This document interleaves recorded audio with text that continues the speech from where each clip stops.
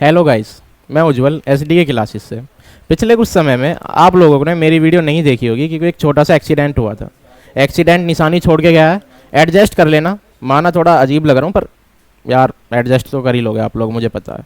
पिछली क्लास में हमने कुछ टॉपिक क्लियर किए थे पार्टनरशिप डीड तक। ठीक है, जो टॉपिक्स थे उनमें था meaning, nature of partnership, feature of partnership, right of a partner, basic term of partnership deed. ये कुछ टॉपिक्स थे जो हमने अपनी पिछली क्लास में क्लियर कर लिए थे। पार्टनरशिप डीड इसमें से सबसे इंपॉर्टेंट था। क्या होता है पार्टनरशिप डीड?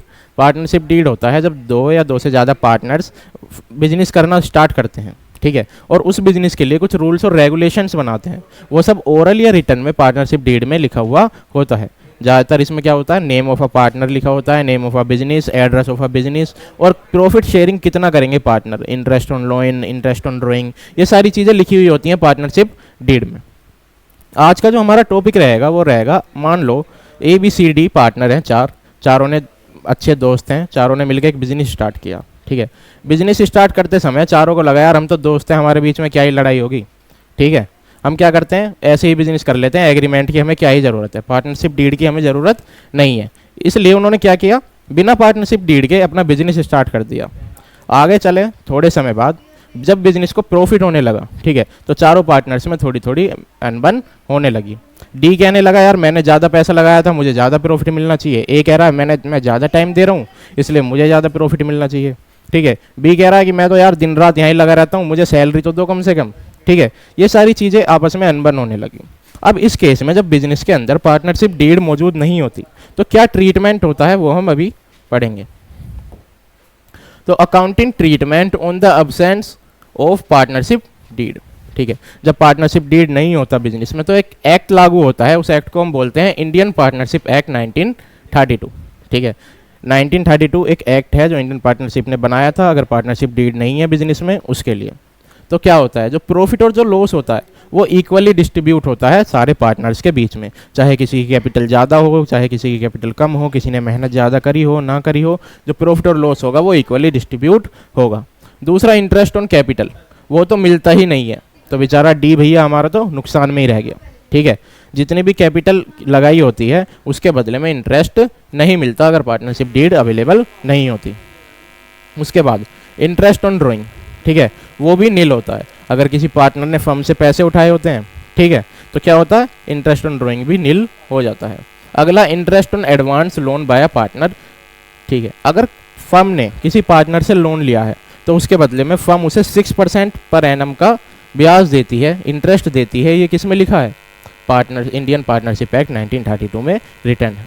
उसके बाद सैलरी या रेम्युनरेशन, वो नहीं दी जाती किसी भी पार्टनर्स को अगर पार्टनरशिप डीड अवेलेबल नहीं है बिजनेस में। तो last, admission of a new partner, जब तक चारों पार्टनर्स एग्री नहीं हो जाते किसी नए पार्टनर्स को एडमिट करने के लिए, ठीक है, तब तक बिजनेस में कोई नया पार्टनर एडमिट नहीं होगा, चाहे वो किसी का बेटा हो, वाइफ हो, रिश्तेदार हो, कुछ भी हो। ठीक है, जब तक चारों पार्टनर एग्री नहीं हो जाते वो बिजनेस में एडमिट नहीं हो सकता। ये टॉपिक आपको क्लियर हो गया होगा। अब अगला टॉपिक है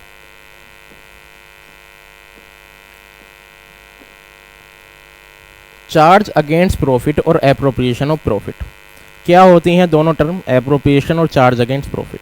ठीक है, समझते हैं एक चार्ट के साथ। ठीक है, 11th क्लास में हमने बनाया था P&L अकाउंट। एक अकाउंट बनाते थे हम, 3 बनाते थे। ठीक है, उसमें से एक था P&L अकाउंट। 12th में आते आते ये अकाउंट बदल गया P&L एप्रोप्रिएशन अकाउंट में। किसमें, P&L एप्रोप्रिएशन अकाउंट में। ठीक है, जब हम 11th में बनाते थे तो हम सबसे पहले क्या लिखते थे, ग्रोस प्रॉफिट लिखते थे। ठीक है, क्या लिखते थे, ग्रोस प्रॉफिट, और अगर ग्रोस लॉस होता था तो 2 की तरफ लिखते थे। ठीक है, जितने भी हमारे एक्सपेंस होते थे वो आते थे डेबिट साइड, और इनकम जो होती थी वो आती थी क्रेडिट में। ठीक है, जो हमारी एक्सपेंस थे वो डेबिट और जो इनकम होती थी वो क्रेडिट में आती थी। ठीक है, जैसे interest on loan, manager commission, rent paid, net rent paid. ठीक है, यहाँ तक जो ये 3 चीज़ें थी, ये नेट प्रॉफिट भी वो भी हम अपने पार्टनर्स में डिस्ट्रीब्यूट कर देते थे। फर्म के लिए तो ये एक्सपेंस ही था। ठीक है, ये जो तीनों चीज़ें हैं या चारों चीज़ें हैं, ठीक है। ये क्या होती थी, फर्म के लिए एक्सपेंस होती थी। जैसे इंटरेस्ट ऑन लोन फर्म को देना पड़ता था, मैनेजर को कमीशन भी देनी पड़ती थी, रेंट पेड भी अगर किसी पार्टनर को देना होता तो फर्म देती थी, ठीक है। और नेट प्रॉफिट। अब जो पीएनएल अकाउंट है ये हमारा होता है चार्ज अगेंस्ट प्रॉफिट।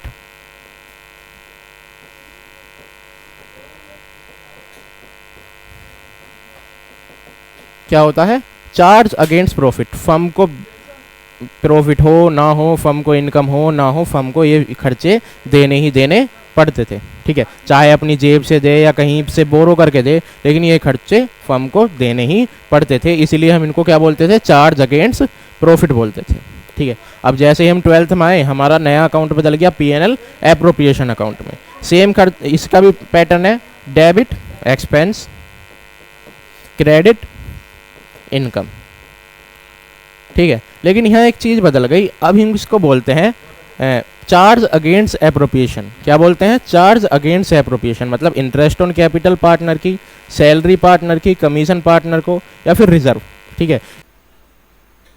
ट्रांसफर और रिजर्व, ठीक है, ये हमने अभी पढ़ा था। ट्रांसफर और रिजर्व क्या होता है, जब कोई फर्म, ठीक है, प्रॉफिट में चल रही होती है लगातार 1 साल 2 साल 3 साल, तो वो कुछ फंड अपना अलग रखती रहती है, ठीक है। मान लो कोई फर्म है, वो 1 करोड़ का नेट प्रॉफिट ले रही है ईयर में, ठीक है।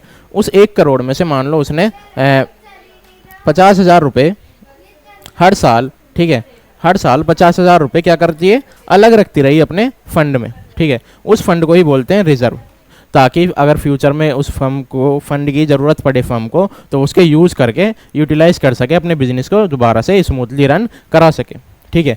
तो जो रिजर्व होता है, एक तरह से देखा जाए तो एक्सपेंस ही है ये भी फर्म के लिए, ठीक है। इधर इनकम में क्या होता है फर्म के लिए, पीएनएल एप्रोप्रिएशन में अकाउंट में, वो होता है इंटरेस्ट ऑन ड्राइंग। क्या होता है, इंटरेस्ट ऑन ड्राइंग। जो पार्टनर्स ने ड्राइंग ली है उसके बदले में जो इंटरेस्ट मिलेगा वो फर्म के लिए इनकम होती है, किसमें, पीएनएल एप्रोप्रिएशन अकाउंट में। आगे का जो हमारा टॉपिक है, ठीक है, पहले तो ये देखो, ये समझ में आया, ठीक है। चार्ज अगेंस्ट प्रॉफिट और charge against appropriation. Charge against profit हम पढ़ चुके हैं, क्या होता है कि प्रॉफिट हो या लॉस हो, फर्म को ये देना ही देना होता है। चार्ज अगेंस्ट एप्रोप्रिएशन क्या होता है, प्रॉफिट हो तो देंगे, लॉस हुआ तो फिर डिस्ट्रीब्यूट नहीं करेंगे, ठीक है। ये होते हैं पीएनएल एप्रोप्रिएशन और पीएनएल अकाउंट में।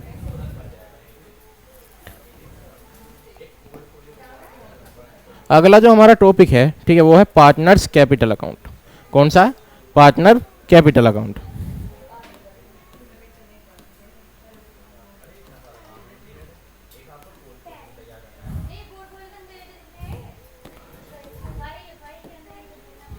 ठीक है, पार्टनर्स कैपिटल अकाउंट में 2 अकाउंट होते हैं, एक होता है फिक्स्ड कैपिटल अकाउंट, एक होता है फ्लक्चुएटिंग कैपिटल अकाउंट, ठीक है।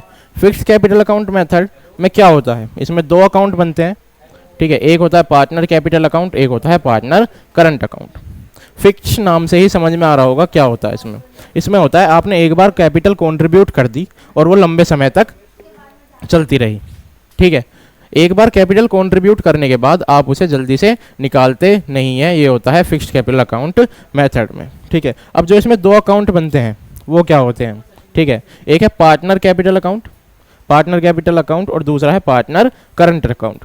कैपिटल और करंट, ठीक है। कैपिटल होता है जब पार्टनर्स एक बार पैसे लगा के और उसे लंबे समय तक होल्ड करते हैं अपने अकाउंट में या फिर अपने बिजनेस में, तो वो होता है पार्टनर कैपिटल अकाउंट, ठीक है। और करंट अकाउंट जब वो आसानी से उस पैसे को निकाल सकें, वापस से लगा सकें, ये होते हैं पार्टनर कैपिटल अकाउंट में आते हैं।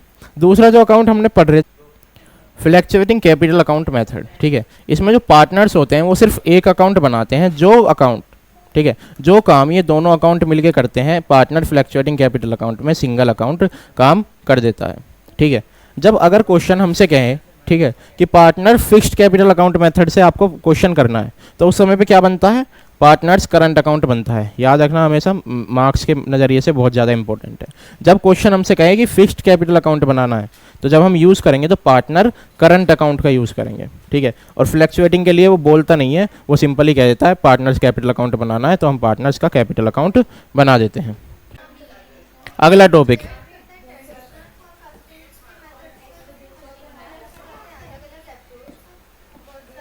ठीक है, हमने कहाँ तक समझ लिया, पार्टनर्स कैपिटल अकाउंट तक, ठीक है। पार्टनर कैपिटल अकाउंट ने हमने अपने सारे टॉपिक्स पूरे कर लिए। आज हमने समझा चार्ज अगेंस्ट प्रॉफिट और एप्रोप्रिएशन ऑफ प्रॉफिट, और पार्टनरशिप डीड नहीं होती बिजनेस में, तो उसके अलावा फर्म कैसे काम करती है, ठीक है, या पार्टनर्स के बीच में कैसे अंडरस्टैंडिंग होती है, फिर कौन सा एक्ट लागू होता है अगर पार्टनरशिप डीड नहीं है बिजनेस में। उसके बाद हमने पार्टनर्स कैपिटल अकाउंट पढ़ा, फिक्स्ड कैपिटल, फ्लक्चुएटिंग कैपिटल, ठीक है।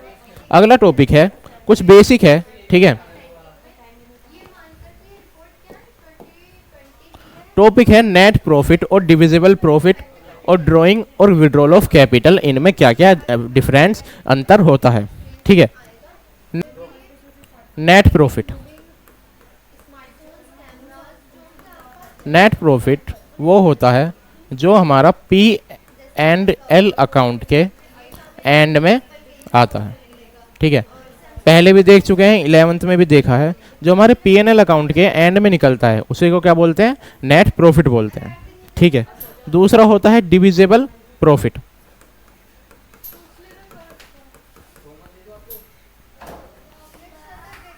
डिविजिबल प्रॉफिट होता है, ये निकलता है हमारे P&L एप्रोप्रिएशन अकाउंट के एंड में, ठीक है। जो हमारा डिविजिबल प्रॉफिट होता है ये डायरेक्टली डिस्ट्रीब्यूट होने वाला होता है सारे पार्टनर्स में इसके बाद, ठीक है। तो आफ्टर ऑल एडजस्टमेंट, ठीक है, सारी एडजस्टमेंट्स के बाद जो प्रॉफिट बचता है वो होता है डिविजिबल प्रॉफिट, जो आगे डिस्ट्रीब्यूट होने वाला होता है सारे पार्टनर्स में, ठीक है। अब आगे drawing versus withdrawal of capital. Drawing क्या होता है, ठीक है, ड्राइंग में पहले भी बता चुका हूं, ड्राइंग होता है जब पार्टनर्स अपने पर्सनल यूज के लिए, ठीक है, जब पार्टनर्स अपने पर्सनल यूज के लिए फर्म से पैसा निकालते हैं, ठीक है, और उसे अपने लिए यूज करते हैं, तो उसे बोलते हैं ड्राइंग, जिसके बदले में उन्हें क्या देना पड़ता है, फर्म को इंटरेस्ट ऑन कैपिटल भी देना पड़ता है, इंटरेस्ट ऑन ड्राइंग भी देना पड़ता है, किसको, फर्म को, ठीक है। तो ड्राइंग होता है व्हेन पार्टनर विड्रॉ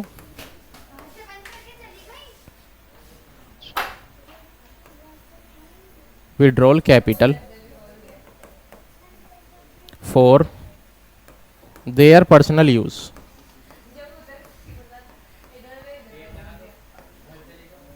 ठीक है। When partners withdrawal capital for their personal use and पे इंटरेस्ट, ठीक है, और उसके बदले में क्या देते हैं, इंटरेस्ट देते हैं, तो वो होता है ड्राइंग। जो ड्राइंग होता है हमारा ये टेम्परेरी नेचर का होता है, कैसा होता है, टेम्परेरी, कि अगर पार्टनर्स ने लिया है तो वो इसको देंगे भी कुछ समय में, ठीक है। दूसरा है हमारा withdrawal of capital, withdrawal of capital, ठीक है।